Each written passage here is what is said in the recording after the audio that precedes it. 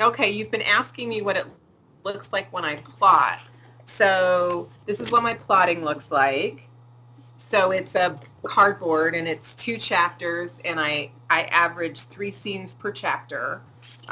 So my initial setup is there's never going to be a first scene, first chapter, first scene plotting, because I've already written that.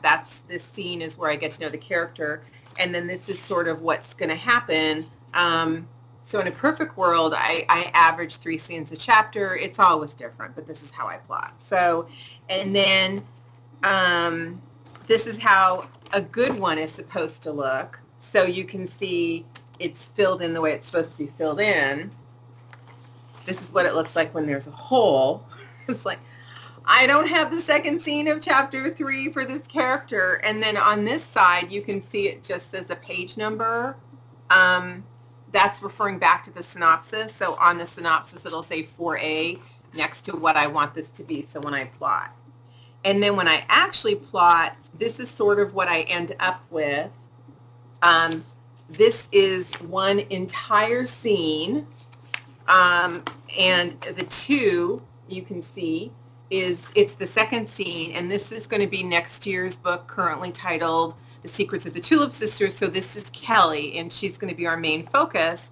So all of these are numbered, so later I'll cut them apart and put them on cards so I know what they are. So they're all numbered, and it's very detailed. You can see I have a reference here to an ABC News story on the Pantone colors of the year, which seems like a really random thing to be doing, but trust me, it's significant to the book. And then after I plot Kelly, I plot Olivia, and then to keep myself from getting confused, I put an O in front of it, so it's like 03, 04 for the plotting. And then as I work on Olivia's story, I start to go back to Kelly's plotting and say, okay, do this, do this, do this. So then my next step will be, after I'm finished plotting all of them, I'm doing the last character now, Helen. Once I'm done with her, then I go back and I incorporate all the notes. So I have a completely clean copy, which is what I will print out. And then it becomes arts and crafts, because I cut the scenes apart and I staple them onto a 4x8 card, which I then number. So Kelly has, hold on, I can tell you how many scenes in Kelly's point of view will be 40, well actually 41, because the first scene's already written. So it'll say K 1 through 40, and then Olivia is 1 through whatever, and Helen will be H through whatever.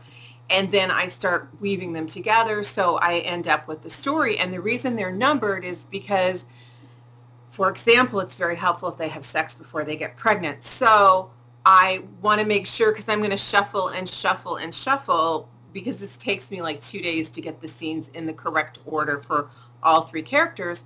And with the shuffling process, it's very easy to get things out of order. So the last thing I will do is run and make sure that it should be like K1, K2, O1, H1, K3. As we walk through the book, I will run through and make sure Kelly, Olivia, and Helen are all in the right order, so that there isn't a mess up. And then the very, very last thing I will do is, I've got this stack, and of course it's uneven because there's staples at one end. I will number them sequentially, so that when it gets dropped, and it will, because I have pets running across my desk, I don't stand there screaming because I've lost the order my book's supposed to be in. I can just pick it back up, and it's like, and then it's numbered sequentially. So that is the madness occurring right now. And if anyone has any ideas, chapter 3, scene 2, we need something here. So there we are.